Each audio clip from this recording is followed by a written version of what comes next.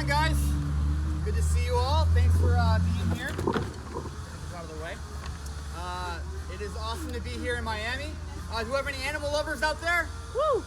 Yes, any compassionate, awesome people. I see lots of you eating amazing vegan food here at Aguacate. I don't even know if I'm saying that right because I don't know Spanish. Okay, Aguacate, yes. Aguacate. This means avocado. Avocado. I love avocados, so this is the perfect place to be. I just wanted to say thank you all for being here. I just realized how hard it is for you all to hear when I was standing over there, so that's why I'm kind of shouting, so please forgive me, but it is an honor to be here amongst all you animal heroes who are making a difference for animals every single day with your food choices. Even if you're not a full-time vegan, by choosing vegan meals, you can make a really big difference. And it's really cool to be here alongside my good friend Nikki, who I've known for almost a decade. We both got our start in activism, or at least animal activism, going out there on college campuses, traveling around the country, handing out thousands and thousands of leaflets. Between us, we've handed out over 1 million leaflets to college students, and it's a real testament to the amazing dedication of Nikki, and she is probably the most positive person I've ever met in my life. So can we give snaps for Nikki, please? Yeah, she's an amazing human being. So without you all here, the magic wouldn't be happening. Without you all making kind choices, animals wouldn't be living lives on sanctuaries like they are here.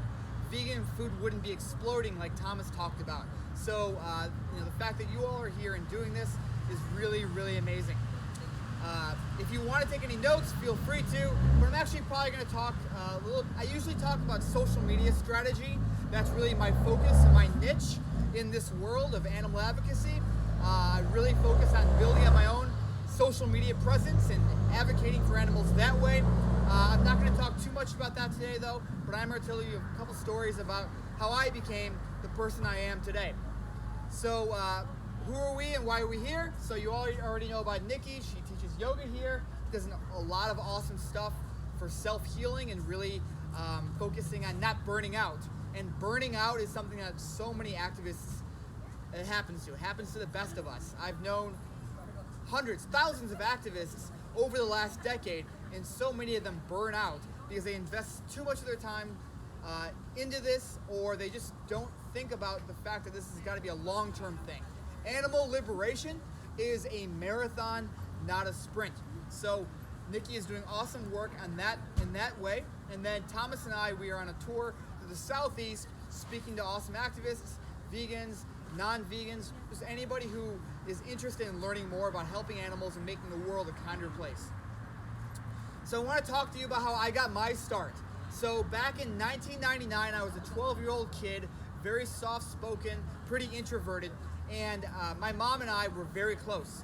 She was a single mother, and we were pretty poor, and we were from Michigan. So in the state of Michigan, you get 10 cents if you return an aluminum can to the store. It's the only state that you get 10 cents for it. At least it was back in the 90s. So we were pretty poor, and so to make ends meet, something that we would do is we would go from trash can to trash can, pulling out aluminum cans so that we could take them and deposit them into the store. So when I was in, I guess, elementary school, middle school, my mom and I would go out in the early mornings before school, and we would go to a park nearby our house called Stony Creek. So we would go to this park every morning, and we would collect these cans. On a good day, we'd get $20 or $30 worth of cans, and that was pretty awesome.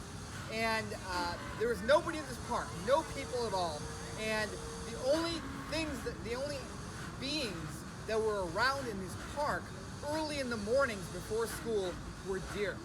And we became friends with these deer. We recognized them, we gave them names, and they really held a special place in our heart. And so every day we'd go collect these bottles, then we'd go say hi to the deer, and then we'd be on our way. Go to the grocery store, get some money, and then I'd go to school. We did this for a long time, and then eventually we learned that there was going to be a cull, a hunt. These animals knew nothing about being hunted. For generations, they lived with freedom and with compassion, and they knew nothing about the idea of being hunted in the wild. And so This broke our hearts. This absolutely tore my mom and I apart. We felt so sad and helpless. As a 12-year-old kid, though, I was sad about it, but I wasn't going to do anything about it. I didn't know what to do. But my mom, she did not rest on her laurels. She said, Johnny, we've got to do something about this. We've got to get out there and speak up for them. So day in and day out, we went to the entrance and the exits of this park, and with signs that said, being cruel isn't cool, and stop the deer hunt. And she and I made our voices loud and clear. And we even got local media coverage, and it was an extremely beautiful experience together. And unfortunately, our cries fell on deaf ears. The hunt continued, and many, many deer lost their lives, and it really, really hurt us. But there was one thing, one special moment that we shared that I will always, always remember. And one night, pretty late, we kind of went in the park, and we stayed there after closing. We waited till it got dark, and we knew the hunters were out. The hunters were out to take these deer. And my mom had the beautiful idea to howl like wolves, to scare the deer. To let them know that danger was on its way. And so we howled and howled and howled. And we are so happy. I am so happy to say that the next morning we found out that they got hardly any deer that day. So can we give a round of applause for my mom? And a howl, I like that. Yeah, so unfortunately, the deer hunt continued and many deer lost their lives. But what that taught me, and that taught my mom, but especially me as a young kid, was that when there is an injustice going on in the world, whether it's to deer or whether it's to farm animals, we stand up against that injustice. We take action to make a difference for these animals. And I'll tell you another story really quickly about a cat that I grew up with, a cat named Scoop. He was a long-haired, kind of like a Maine Coon cat that I adopted when he was a kitten with my mom. I think I was about 8 years old when we adopted him. Awesome, beautiful, sweet, sweet boy. I was very close with him. And maybe it's because I was an only child, but I was very close with my cat Scoop. And we shared this bond. When I traveled, I would miss him. And then when I was about 20 years old, I took a backpacking trip to Europe. And I was in Berlin when I remember getting a call from my mom, letting me know some bad news, letting me know that Scoop, who I held so dearly in my heart, had cancer. And it turns out he had cancer in one of his toes. And we didn't have a lot of money, but we learned that there was a surgery you could get to basically just remove the toe. So I said, Mom, let's do it. So we removed the toe. And a few months go by, and he starts hobbling around again. And we're like, oh my God, the surgery wasn't a success. This is terrible. So we take him in, and we get it turns out the cancer had spread to his other toe. So we had that toe amputated. And we're like, fingers crossed, Mom, let's hope this is it, because we don't know how much more Scoop can take. Well, a few months go by, and he starts hobbling again. We take him in to the vet, and unfortunately, we find out that he has cancer in his paw. It has spread to his paw. And the problematic thing with that is that you can't take a cat's paw off because they'll try and walk on the nub. And that's not safe, that's not healthy. And so they had to remove his whole arm. And we were heartbroken for him. I love this cat like he was my brother. And they had to remove his limb. And so we said, we have no choice, we have to do it. I think the surgery was like $800. I had to do it though. So we did it, and we removed his arm, and when he came out of surgery, he hopped around like nothing was wrong. It was the most beautiful thing I've ever seen, and Scoop meant so much to me. And I'll tell you one more story which will tie everything together. And about 10 years ago, I was backpacking in Europe, and I was in Finland, and I was walking around this open air market down by the water, a really beautiful place. And I was not vegetarian or vegan at the time. I loved animals, but I wasn't making compassionate choices as far as what I was choosing to eat. So I was at this market and I met this guy who was selling reindeer meat. Has anybody here had reindeer meat? I doubt it. It's not very popular over here. Kind of popular in Finland, which is basically the only place that reindeer exist in the wild or even being farmed. So he was selling reindeer meat, and I was pretty poor, on a budget. I was on like 20 bucks a day in Europe, which is kind of ridiculous, but that was my budget. And so I got talking with this guy. His name is Bruno, and he's like, "Hey man, come back at 5 o'clock, and whatever reindeer meat is left over, I'll give it to you." It was reindeer meat, like meatballs, reindeer sausages. It was all prepared, so it was already cooked. And so I go back at 5 o'clock, and he throws all this reindeer meat into a garbage bag, and he gives it to me, and I sling it over my shoulder like I'm Santa Claus. And so we get talking, and we decide to hang out. So we decided to go to the library. And so on this walk from the open air market to the library, we start talking. And he talks about how he's into activism and how activism is really important to him. And activism has always been really important to me too. And I said, "Yeah, Bruno, I really love activism too. I want to be an animal activist, or I want to be an activist." And he said, "What kind of activist do you want to be?" And I said, "I want to be an animal activist." And he stopped, looked at me in the eyes, and he said, "Wait, are you serious? You want to be an animal activist? You have a garbage bag full of reindeer meat over your shoulder." And I said, "Wow, I had never really thought of it like that." And that got me thinking, what's the difference? What's the difference between the deer that we see in a park? What's the difference between the cats we share our homes with, or the dogs we share our homes with, or the reindeer that I grew up loving and one day decided to eat?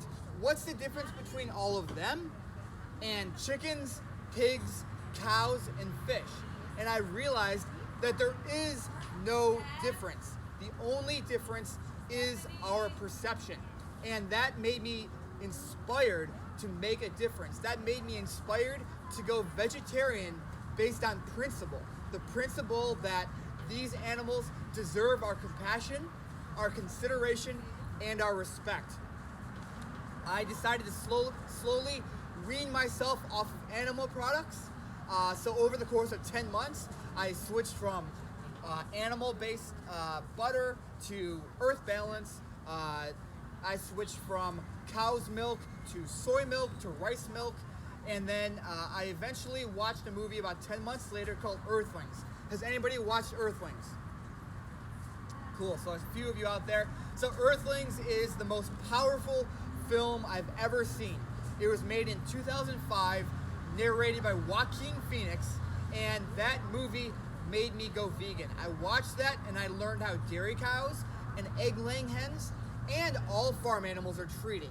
And they're treated in the most miserable ways imaginable. And so I decided to go vegan, and that was just over 10 years ago. It was the best choice I've ever made in my entire life. And why is it the best choice? Because these animals are killed in the most egregious ways, but in the biggest numbers imaginable. In fact, we can't even comprehend how many animals are being killed. 10 billion farm animals are killed in the United States every single year. And to put this into context, guys, 99% of the animals killed in the United States every single year are farm animals. So that 1% is all cats and dogs killed in shelters. That's all animals in laboratories. That's all animals, wildlife killed by hunters. All of that makes up less than 1%. So that is the scale of the problem that we're dealing with. But you all are making compassionate choices, whether it's every single day for every single meal, or just today while you're here at this amazing vegan cafe. You're making choices that are making a big difference for animals.